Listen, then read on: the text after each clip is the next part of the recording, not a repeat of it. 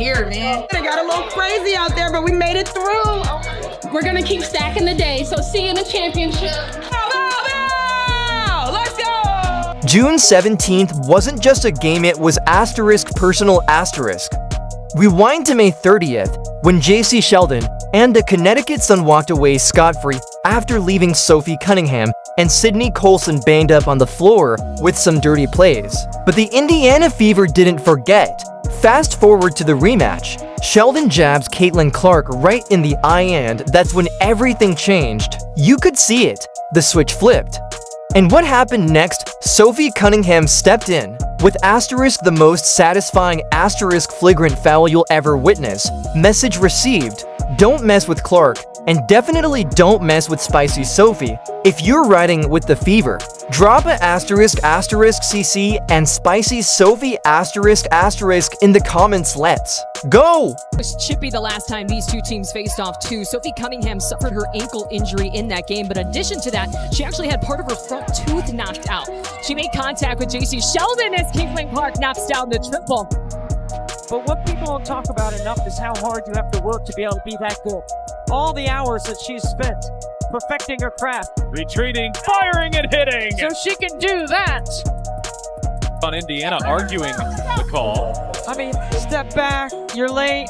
She almost looks you in the eye. Picture this. May 30th, Indiana Fever versus Connecticut Sun. What started as a routine game quickly spiraled into a nightmare for the Fever. At first, everything seemed normal, just to WNBA teams battling for position. But the Sun brought a level of physicality that went way beyond the bounds of competition. It wasn't just intense, it was reckless. From the opening tip, you could feel the tension bubbling, and it only got worse from there. Talk about the physicality for a second. Two players on the Indiana Fever got injured last night by the same player on the Connecticut Sun, and that was Jacy Sheldon. And I tweeted about it. She was playing so reckless. I'm fine with players playing aggressive, but there is a thin line between playing aggressive and playing reckless.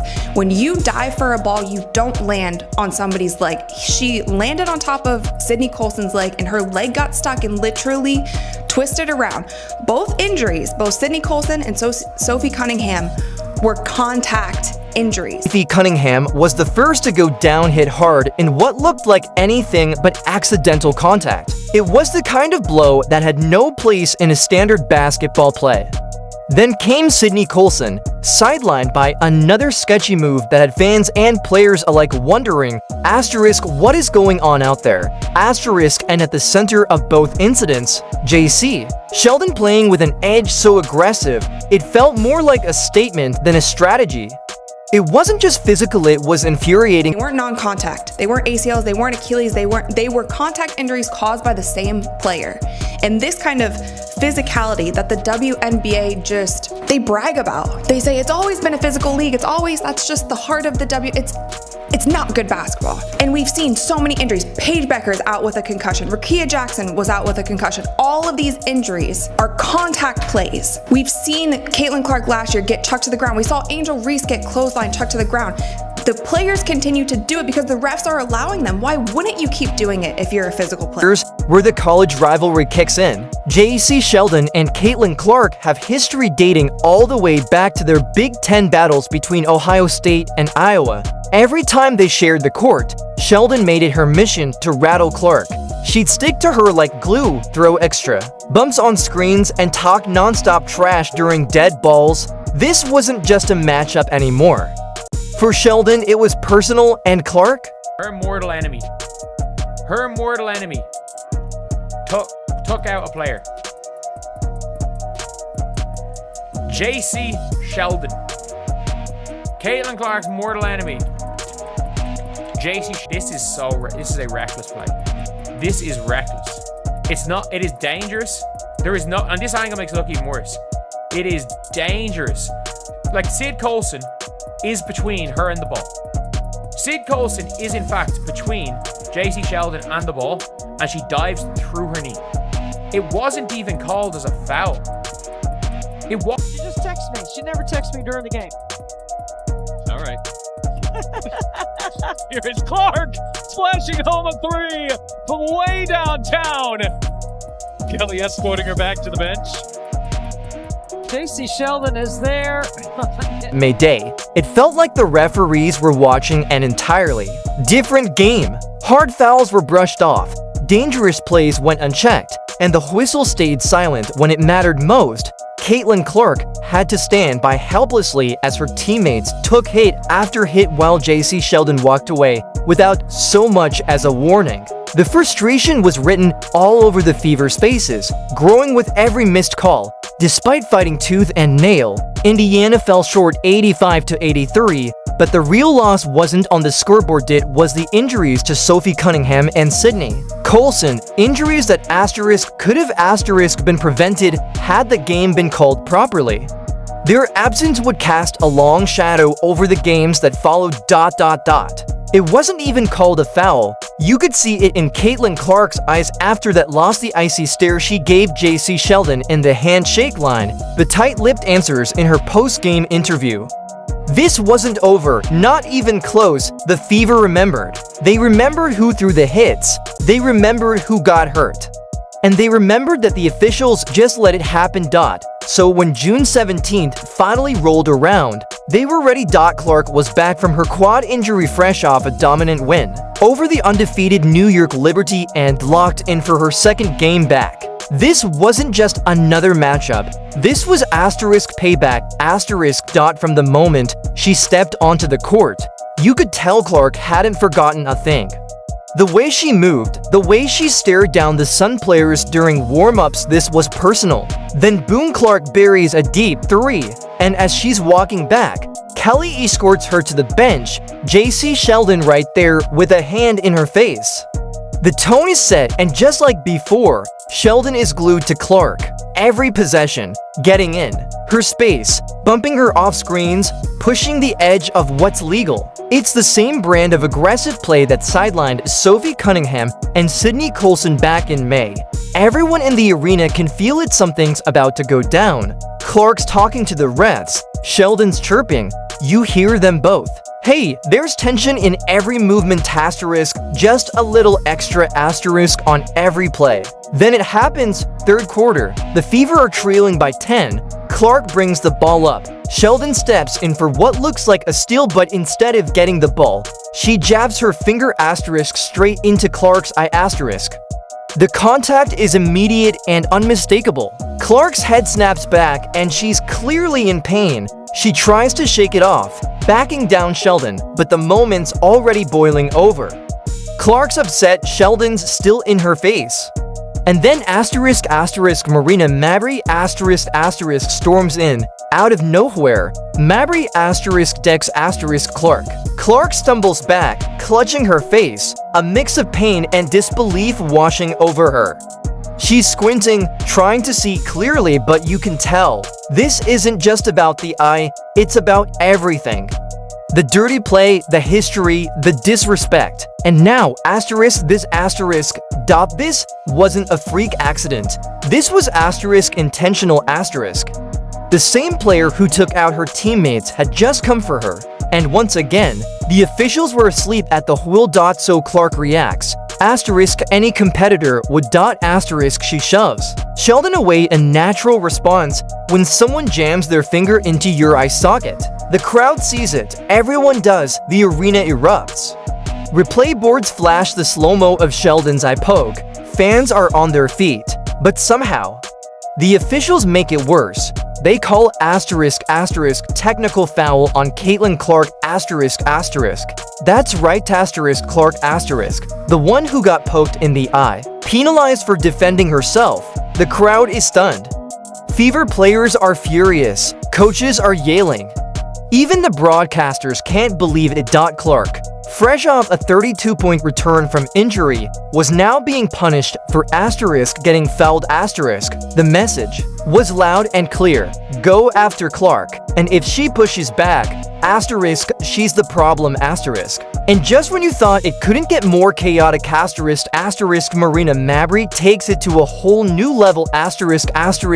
Clark is still wiping her eye, trying to recover, when Mabrey charges over and body checks her to the floor. No basketball play, no disguise. Just a straight-up hockey-style hit that sends Clark crashing to the court. The arena explodes. The Fever bench leaps to their feet. Players scream at the refs. Coaches are livid. You can see fans pointing at the replay screens, demanding justice. This wasn't physical defense. This was a ***, cheap shot ***, plain and simple, and everyone saw it. Even casual fans knew that was assault ***, not basketball. Slow it down. Sheldon swipes Clark in the eye. Clark tries to walk it off. Sheldon stays in her space. Clark pushes her away. Then Mabrey like a missile slams into Clark and throws her to the hardwood. The entire Fever team erupts. They're shouting, pointing, demanding action as their star player lies on the floor. The officials scramble. The arena is buzzing with outrage. Result: technical fouls for Clark, Mabrey, and Charles. Sheldon gets a flagrant one, but the damage was done. The message was sent ***, don't mess with Caitlin Clark ***, because even if the refs won't protect her, ***, the world is watching now ***.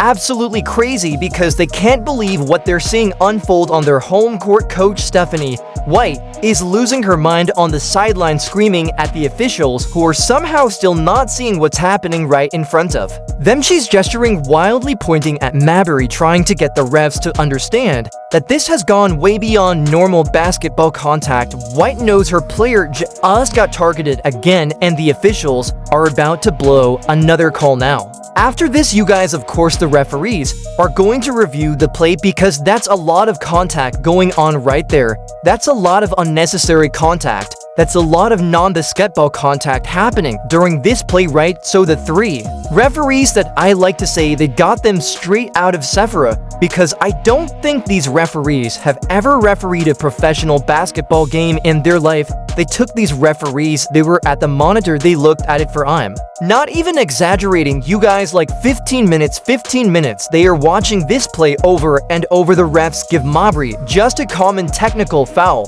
the same penalty they gave Clark for defending herself after getting eye poked. Think about that. For a second, Clark gets her eye poked and pushes the player away. Technical foul. Mab body checks Clark to the ground in retaliation. Same technical foul. The math doesn't add up, and everyone in the building knows that the announcers here are saying, of course, Marina Mabrey is going to get ejected because that was unwarranted. She literally came out of nowhere and chucked Caitlin Clark. There should be a flagrant one, of course, on Jacy Sheldon because she swiped her and hit her in the eyeball. Whether it is intentional or not, you can still have a flagrant call fouled, a flagrant foul called on you, whether you are trying to intentionally hurt somebody or not. But this is what they called, you guys, this is what they called Caitlin Clark. Marina Mabrey, Tina Charles were assessed with technical fouls on Tuesday. Caitlin, Marina, and Tina Charles technical fouls. That's it, technical fouls. That's it. And Jacy Sheldon was assessed with a flagrant one foul, and no players were ejected. White goes off in the post-game press conference when the officials don't get control of the ball game,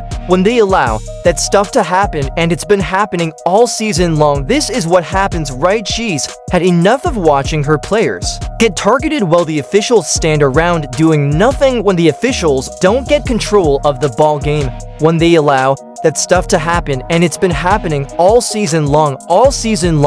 It's not just this game, it's been happening all season long. This is what happens, right? This is what happens. You've got competitive women who are the best in the world at what they do, right? And when you allow them to play physical and you allow these things to happen, they're going to compete, and they're going to have their teammates' backs. It's exactly what you expect right out of fierce competition. So I started talking to the officials in the first quarter, and we knew this was going to happen. You could tell it was going to happen. So they got to get control of it. They got to be better. The message was crystal clear. At this point, the officials weren't going to protect Clark, so her teammates would have to do it themselves. Sophie Cunningham was watching all of this unfold from the bench, and she was about to make sure everyone understood that nobody messes with her teammate. Final minute of the game. Fever is up big at 87-70, and Sophie Cunningham sees Jacy Sheldon with the ball one more time. The clock is ticking.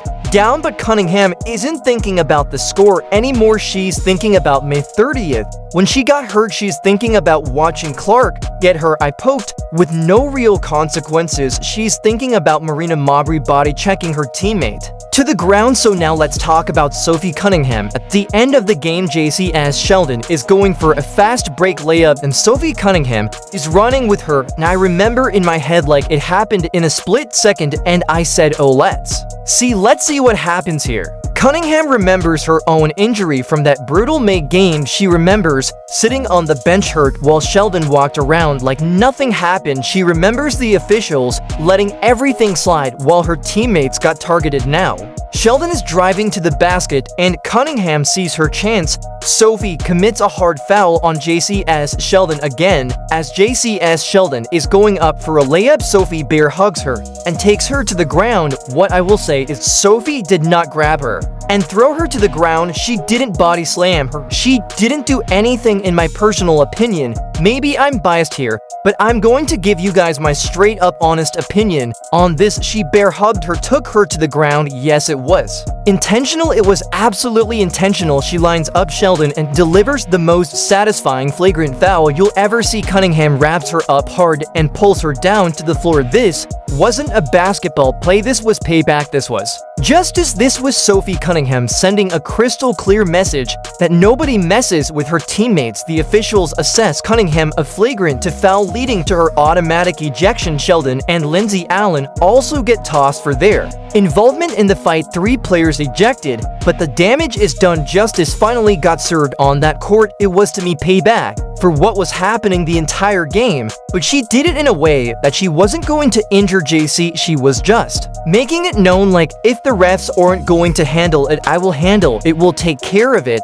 But this is not what you're going to do when you come into our house. It was an intentional foul. It was a hard foul. She brought her down, but with that, you guys, Jacy Sheldon got up and she was ready to go. So as you guys can see in this video, whole scuffle breaks out. Sophie and Jacy are going after it. Both teams are running over trying to break it up. It kind of goes into the fan section. A little bit. Clark finished with 20 points and 6 assists, leading the Fever to an 88-71 victory that felt like so much more than just a win. Natasha Howard puts up her 50th career double-double with 16 points and 12 rebounds. Kelsey Mitchell adds 17 points. This was a complete team effort, but everyone knows what really mattered: a rare miss at the rim for Aaliyah Boston, the league's top field goal percentage shooter in the WNBA. But it's Boston who comes up with the steal and the find too. Howard. Clark working on the rookie. Clark on the drive, hand shot to Strong. There's Howard to clean up, and Clark working off the ball, cups off the stagger. 3rd year in her WNBA in terms of setting up her teammates. Clark behind the back, B inside.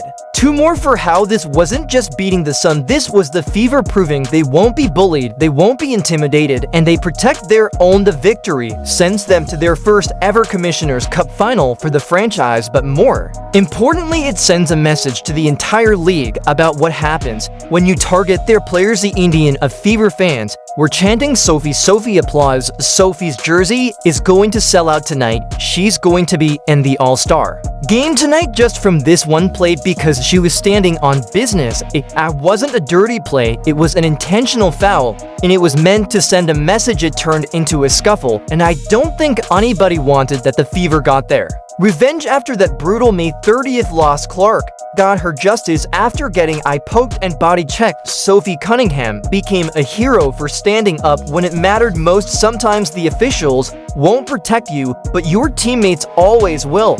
That's exactly what happened on June 17th when the Indiana Fever showed the basketball world they're not backing down from anybody. Oh, Clark just took it away. It's a 2-1. Clark bounced pass pretty fine, and Mitchell won't miss from there. This game proved that the Indiana Fever aren't just talented, they're a family that fights for each other when things get tough. When the officials won't protect their players' teammates like Sophie Cunningham step up and handle business themselves. That's what real loyalty looks like in professional sports. The Commissioner's Cup final awaits on July 1st against the Minnesota Lynx. After watching how this team handles adversity and stands up for each other, 2025 is looking brighter than ever for Fever Fans remember this moment when people tried to tell you that loyalty doesn't matter in professional sports. Sophie Cunningham just proved them wrong. If you support the Fever, comment down below. CC and Spicy Sophie, like, subscribe, and turn on all notifications so you never miss out. Click the video on the screen and we will see you in the next.